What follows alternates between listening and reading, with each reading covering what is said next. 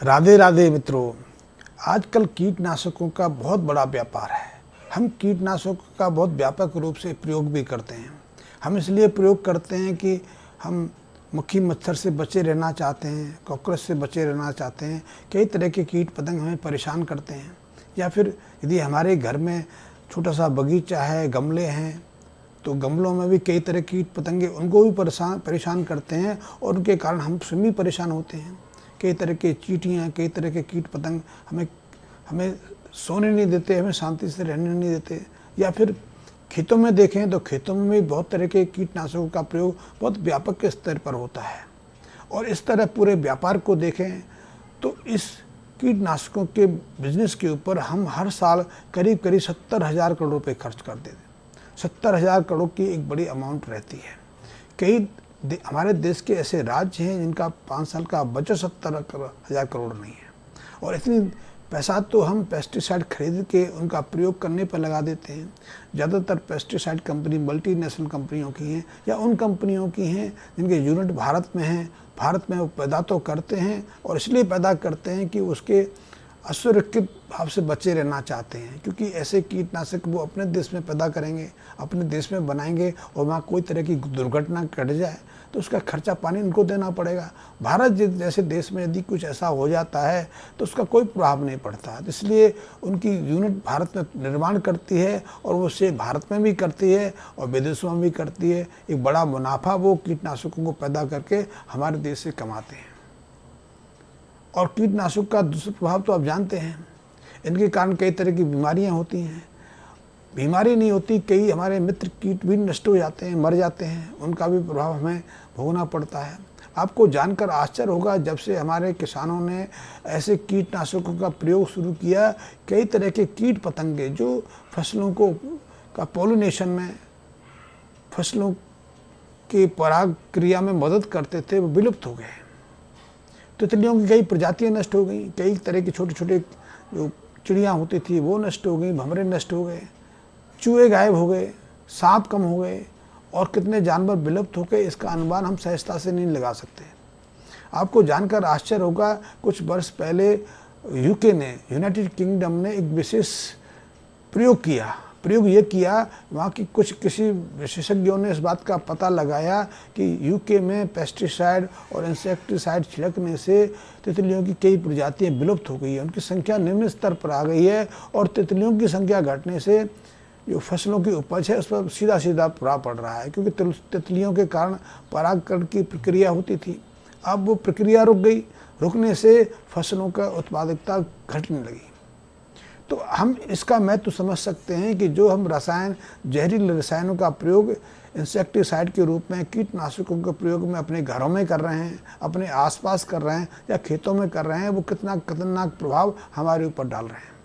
क्योंकि जितने भी जहरीले रसायन हैं वो कभी समाप्त नहीं होते, वो हमें दिखाई नहीं देते, लेकिन उनकी विद्यमानता सदैव रहती है। आप जो कुछ भी छिड़कते हैं वो अंततः हमारे जल स्रोत में चला जाता है या मिट्टी में अपना निवास बना लेता है।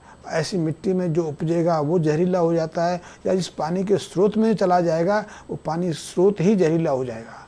फिर उस पानी हमारी ज़मीन के अंदर जाएगा तो ट्यूबवेल में भी वही रसायन मिश्रित वो जहरीला पानी हम पीने में बाध्य होंगे। और इसलिए देश के बहुत सारे हिस्से ऐसे हैं जहाँ जहरीले पानी पी के लोग कई तरह की बीमारियों का शिकार बन रहे हैं, यहाँ तक कि उनमें कैंसर की दर भी दुनिया में सबसे ज़्यादा है। देश के कई ऐसे हिस्से हैं। आपने पंजाब के हिस्से का सुना होगा, उसको तो कैंसर जोन ही कहते हैं। और पंजाब में कैंसर का अच्छा इलाज नहीं है, सहज इलाज नहीं, तो बहुत सारे लोग वहाँ से राजस्थान जाते हैं और राजस्थान जाने वाली इस ट्रेन को कैंसर रैली कह दिया गया है, क्योंकि उसमें ज़्यादातर मरीज कैंसर के होते हैं। और एक वो अकेली जगह नहीं कि वहाँ कैंसर का प्रभाव, ऐसे कैंसर क्षेत्र हमारे देश में कई हैं। बंगाल में भी हैं, आसाम में भी है, उधर छत्तीसगढ़ में भी है, झारखंड में भी ऐसे जोन हैं और दिल्ली के अंदर भी ऐसे जोन हैं। यहाँ कैंसर की दर अनायास बढ़ गई है। उसका एकमात्र कारण है या तो फैक्ट्रियों से विषाक्त रसायन पानी में आते हैं या फिर हम ऐसे इंसेक्टिसाइड आदि का प्रयोग करते हैं। तो इंसेक्टिसाइड का आप यदि प्राकृतिक प्रक्रिया से निर्माण करेंगे तो आप अच्छा लाभ ले पाएंगे। आप ऐसी मल्टीनेशनल कंपनियों का मुकाबला कर पाएंगे और अपने लिए एक अच्छी आर्थिक जोन का निर्माण कर पाएंगे। तो मैं आपको एक प्रयोग बता रहा हूँ, एक गौ आधारित ऐसा कीटनाशक निर्माण करने की प्रक्रिया बता रहा हूँ। आप उसे निर्मित करिए, उसको प्रयोग करिए और फिर मुझे अपना जो रिजल्ट मिलता है, आपको जो परिणाम मिलता है उसे सूचित करिए। मैं चाहता हूँ, मेरा ये उद्देश्य है, मेरा उद्देश्य है, एक तो है गाय का संरक्षण करना। गाय की जो हमारी जो माँ है बहुत तेज़ी से विलुप्त होती जा रही है। अब बहुत कम संख्या में हमारे पास गाय बची हैं। गाय पशु तो बहुत सारे हैं, वैसे पशुओं की संख्या देखें तो आज 30-35 करोड़ के आसपास हमारे यहाँ पशु हैं, लेकिन उसमें गाय माता की जो संख्या है मात्र 2 करोड़ से भी कम है। गाय की तो फिर भी हम बात कर लेते हैं, लेकिन कई ऐसे पशु हैं जिनकी बात ही नहीं करते, जो विलुप्ति के द्वार पर हैं। हाथी आदि पशुओं के बारे में चर्चा हो जाती है, लेकिन आपने ऊँट की कभी चर्चा नहीं की। एक समय हमारे देश में करोड़ों की संख्या में ऊँट होते थे, अब ऊँटों की संख्या भी घट गई, अब हजारों तो सीमित रह गई है, अब लाखों वाली बात नहीं रही। पहले ऊँट के रेवड़िए आते थे तो एक एक समूह में 10-10, 15-15 हज़ार ऊँट होते थे। वो पूरे एक सीजन में घूमते फिरते थे, जंगल चरते थे, खेत चरते थे, जो खेतों में फसलें कट जाती थी, जो व्यर्थ रहता था उसमें जीवन यापन करते थे। अब तो सिस्टम ही बंद हो गया, क्योंकि ना तो अब ऊँट बचे ना ऊँट पालक बचे। और ऐसी स्थिति गाय के साथ भी देखी जा रही है। गाय को पालने वाले भी बहुत लोग होते थे, गाय के जो पालक थे, गाय के जो रेवड़ ले जाते थे, गौपालक थे, उनके पास भी हजार 15 हज़ार गायें होती थी। फिर वो 4-4, 5-5 के समूह में चलते थे, तो एक एक समूह के अंदर 15 से 25 हज़ार गायें होती थी। उससे गाय भी पलती थी, गाय से पंचगव्य भी प्राप्त होता था, और जिस जमीन में, जिस खेतों में वो बैठती थी, समय व्यतीत करती थी, उस खेत की उपजाऊपन भी यथावत बना रहता था। अब तो वो सिस्टम ही हमने समाप्त कर दिया। तो मेरा उद्देश्य है गाय को संरक्षित करना, या गाय सहित सभी पशुओं को संरक्षण प्रदान करना। वो बचेंगे तो हम बचेंगे, अन्यथा हमारा व्यवहार, बर्ताव, जीवन पद्धति सब कुछ बदलने वाला है। फिर हमारे पास भवन होंगे, कार होगी, लेकिन ना हमारे पास परिवार होगा, न परिवार का सुख होगा। ये स्थिति निर्मित होती जा रही है। तो मेरा उद्देश्य है, इसलिए मैं अपने मित्रों से कहता हूं कि आप स्वयं को स्थापित करिए और फिर गाय के लिए ठोस काम कर सकें, हम उसको ठोस क्रियान्वित कर सकें। हम बातों में, चर्चा में समय व्यतीत ना करें, हम पहले स्वयं को स्थापित करें, और स्वयं को स्थापित करने के बाद सही प्रयोजन से गाय माता के लिए कार्य करें और दूसरे पशु पक्षियों के लिए भी काम करें।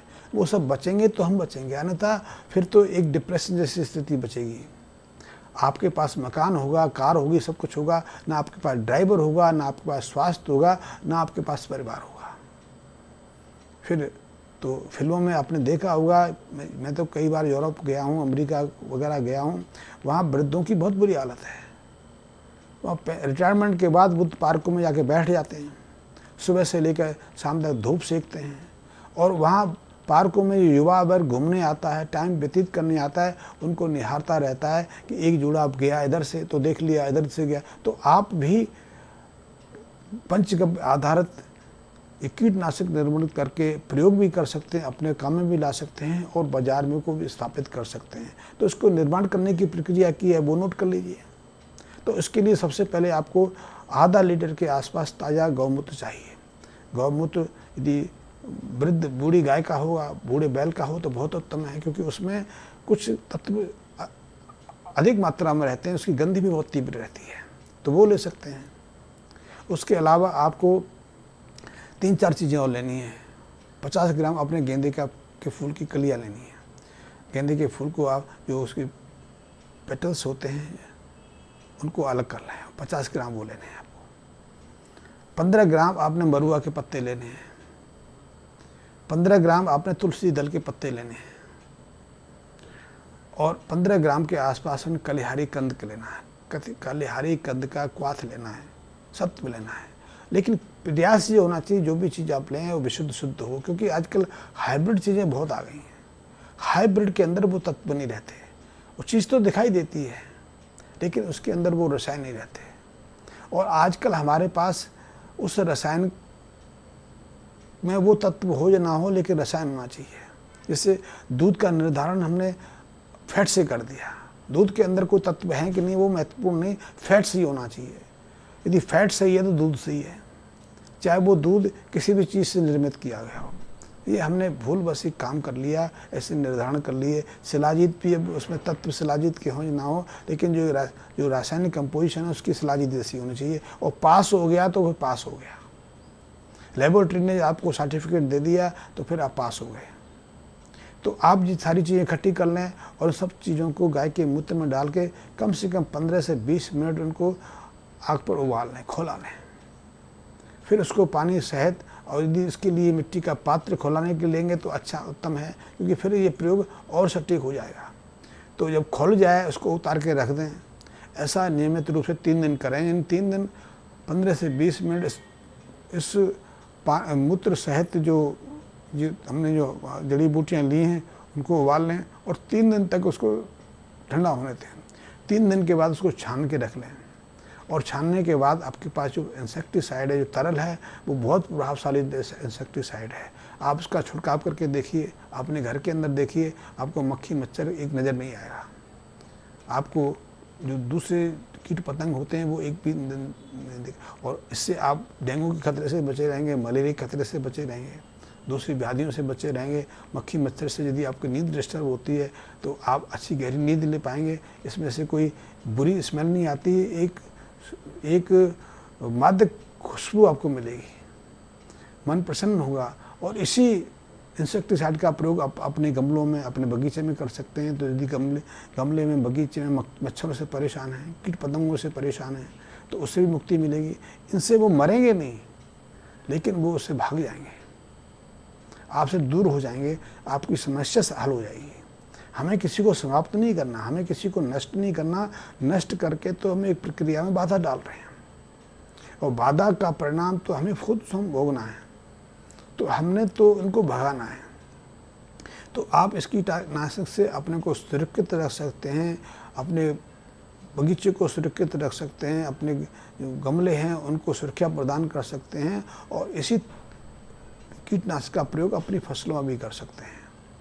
फसलों में भी ये कई तरह के जीवाणुओं, विषाणुओं से सुरक्षा प्रदान करता है, और कीट पतंगों से तो मुक्त रखता ही रखता है। लेकिन वहाँ इसका प्रयोग ज़्यादा करेंगे तो थोड़ा मुश्किल आ जाएगी। तो जब इसका प्रयोग तो प्रारंभ में तो कर सकते हैं, जब अपनों को फसल की सुरक्षा प्रदान करनी है। जब फसल पकने लगे तो फिर इसको तत्काल बंद कर देना है, नहीं अन्यथा तो जो पॉलिनेशन, जो पराग क्रिया कराने वाले कीट पतंग हैं वो भी दूर से दूर भाग जाएंगे। और यदि खेती में ना करके, खेती में तो और भी कई कीटनाशकों का प्रयोग किया जा सकता है, लेकिन व्यक्तिगत सुरक्षा के लिए, व्यक्तिगत स्वास्थ्य के लिए, हाइजीन के लिए ये बहुत महत्वपूर्ण है। इससे आप कई तरह की बीमारियों से बचे रहेंगे, क्योंकि आजकल बीमारियां भी सामान्य हो गई हैं। रसायन तो प्रभावित करते ही करते हैं। जो कीट पतंग हमारे आसपास अपनी संख्या बढ़ाते हैं वो हमें और परेशान करते हैं। इसलिए हर साल मलेरिया का प्रकोप आ जाता है, डेंगू का प्रकोप आ जाता है, कभी चिकनगुनिया का प्रकोप हो जाता है, कभी मलेरिया फैल जाता है, कभी कुछ और हो जाता है।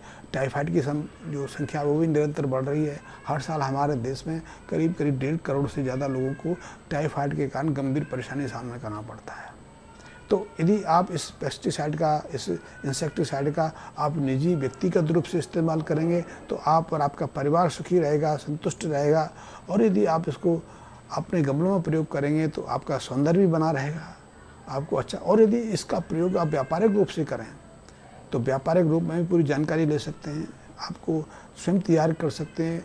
यदि आपको औद्योगिक रूप से इसको तैयार करना है उसकी जानकारी ले सकते हैं, और इसके लिए आपको क्या क्या लाइसेंस की आवश्यकता होगी, कहाँ कहाँ इसको बेच सकते हैं, कहाँ कहाँ इसकी डिमांड है, कैसे इसको आप प्रभावी बना सकते हैं, इस सब के बारे में यदि जानकारी लेनी है, कुछ अतिरिक्त जानकारी आपको चाहिए तो मुझसे संपर्क कर सकते हैं। और हाँ, अभी तक यदि आपने मेरे चैनल को सब्सक्राइब नहीं किया है तो सब्सक्राइब भी कर लें, मेरे बेल आइकन को प्रेस कर लें। धन्यवाद मित्रों।